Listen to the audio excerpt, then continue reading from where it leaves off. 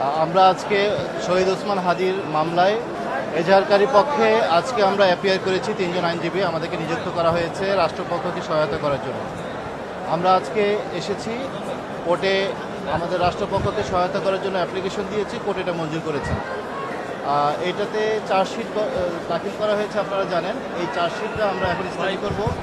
Study করার পরে এই চার্জশিট নিয়ে আমরা ফার্দার চার্জশিট গ্রহণ বিষয়ে শুনানি করব নাকি আরও অন্য কোনো সিদ্ধান্ত নিব, আমরা স্টাডি করার পরে আপনাদেরকে জানাবো।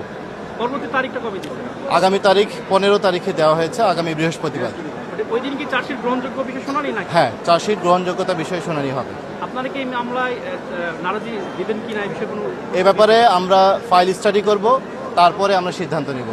আর যেহেতু ওসমান হাদি সবার কাছে, আপনাদের কাছে এবং জাতির কাছে প্রকাশ্যে ঘোষণা দিয়ে গেছে যে আমি যদি দেশের জন্য মারা যাইও আপনারা অন্তত আমার বিচারটা কইরেন, এবং এর পাশাপাশি সে আরেকটা জিনিস, আরেকটা আইডিওলজি ধারণ করত।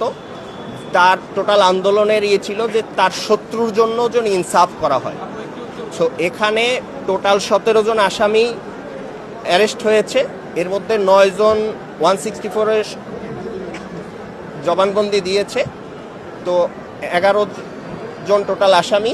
তো 17 জন আসামির মধ্যে 11 জনে 164 দিয়েছে। তো আমরা এই জিনিসটা পর্যালোচনাকারে দেখব, আসলে কারো প্রতি কোনো বেইনসাফ করা হচ্ছে কিনা সেটাও আমরা দেখব। যেহেতু আমরা ওসমান হাদি এই আদর্শ বিশ্বাস করত, এবং এই জন্য আমরা 2 দিনের সময় চাইছি। আদালত আমাদের সময়ের আবেদন মঞ্জুর করে আগামী 15 তারিখ দিন ধার্য করেছে।